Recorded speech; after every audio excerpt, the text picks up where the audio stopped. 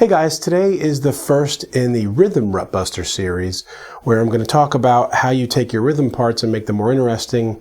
And specifically with this lesson, we're talking about like the kind of chords you're using, open chords, when you first start playing, you know, those real simple type progressions, your basic like G, D, C.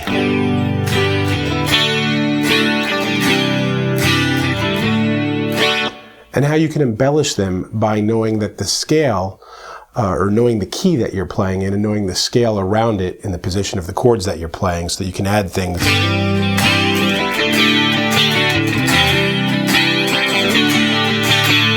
And even to use it to play like leads and stuff in between. So let's roll my cool intro and then we'll get to it.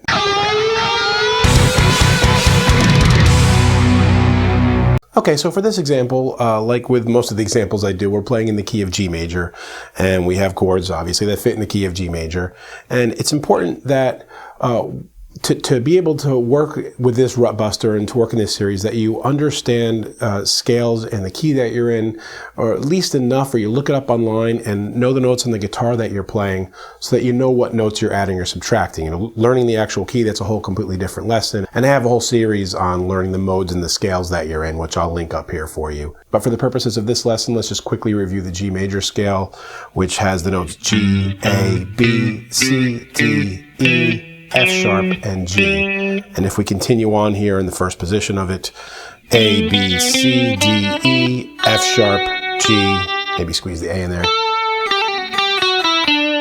And it's also important, very important actually, when you're working with the open chord stuff especially, to know which open strings you have available to you. Available, blah, blah, blah, blah. Speech, it's difficult.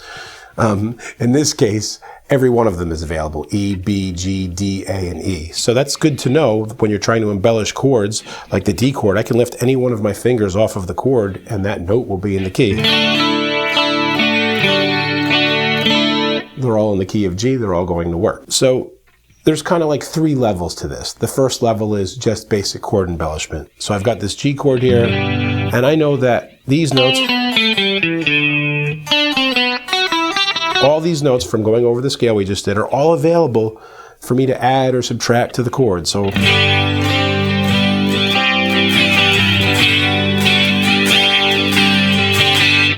it all works in the key, and I can make it much more interesting instead of just strumming the straight up chord.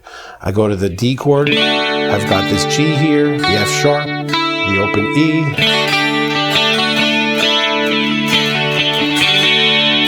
I go to the C chord, I can lift that off, I can add the pinky to the D.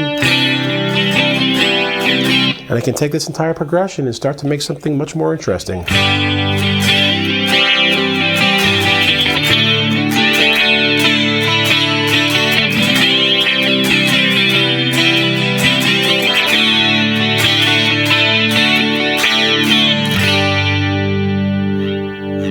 So that's that level one kind of way of doing it, just embellishing the chord. Level two would be to kind of do the embellishments almost as like single notes, little riffs within the chord. So something like,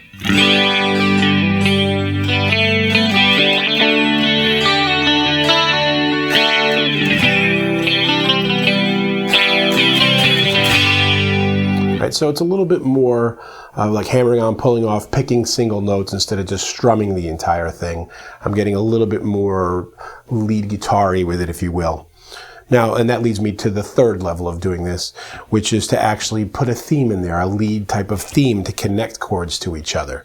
So maybe I want to go, that could be my theme there, just the A to the B.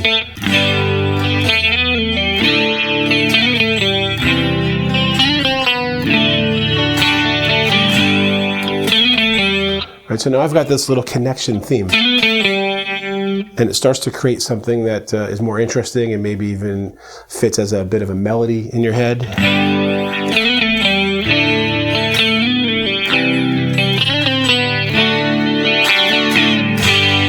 So now you're incorporating lead technique and knowing the scale into a way to connect chords together.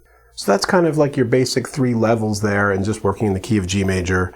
This also works, I guess you call it like level 3.5, connecting chords in other positions, so using the bar chords. So if I was playing the same kind of progression just with basic bar chords like a G,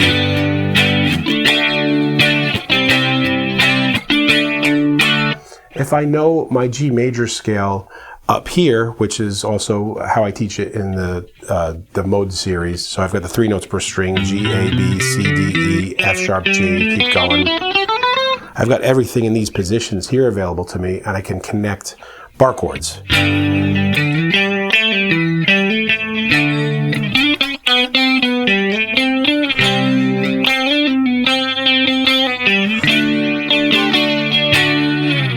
So it's that same concept, but knowing the scale in a different position.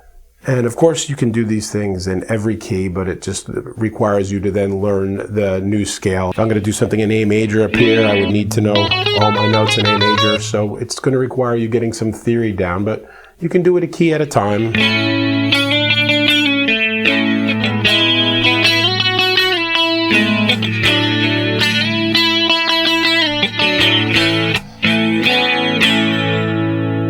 And I would suggest that if you're getting about learning this type of thing, you just work within one key and get really good at it, and then work your way to another key eventually, maybe one just a whole step up like I did there, A major. So it's all the same stuff, but one step up, same patterns, that kind of thing. And so, it's a pretty quick lesson, but there's the concepts for you, the ways to embellish and connect chords and do something using your scale knowledge. Instead of having to learn 500 different permutations of every chord, you can kind of just use the scale to put together those permutations without or before you even know what they're called.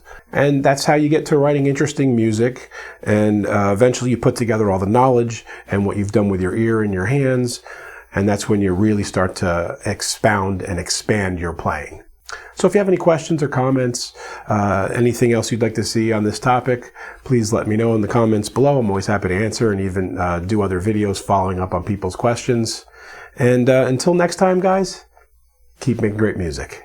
Hey friends, don't forget to subscribe and turn on notifications. It makes the whole world better.